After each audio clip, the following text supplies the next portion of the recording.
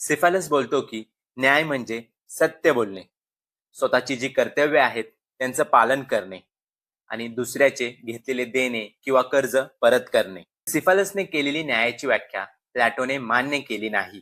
Plateau मान्य करतो की न्याय म्हणजे कर्तव्याचं पालन करणे, पण सिफालसच्या काही विचारांवर प्लॅटो आक्षेप घेतो. प्लॅटोचे म्हणणे होते की प्रत्येक परिस्थितीत सत्य बोलणे किंवा कर्ज परत करणे न्याय असू शकत नाही. प्लॅटो म्हणतो की काही परिस्थितीत सत्य सांगणे, एखाद्याची वस्तू परत करणे आपल्याला हानिकारक ठरू शकते. उदाहरणार्थ, एखादा वेडा माणूस असेल तर त्याला त्याची शस्त्रे परत करणे हे स्वतःला आणि समाजाला धोकादायक ठरू शकते.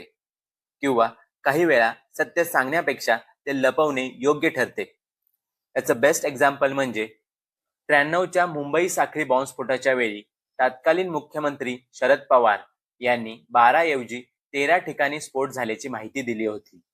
या निर्णयामुळे मुंबईतील परिस्थिती शांत राहण्यास मदत झाली. त्यामुळे काही वेळा सत्य सांगण्यापेक्षा ते लपवणे योग्य ठरते असं प्लॅटो बोलतो. प्लॅटो असं बोलत नाही की प्रामाणिकपणा न्याय नाही, पण काही वेळा प्रामाणिकपणा देखील हानिकारक ठरू शकतो. त्याचं एवढंच सांगणं होतं की न्याय हा केवळ बाह्य कर्मावर आणि कायदेशीर व्यवहारांवर आधारित नसून तो समतोल आणि विवेकी वागण्यात आहे.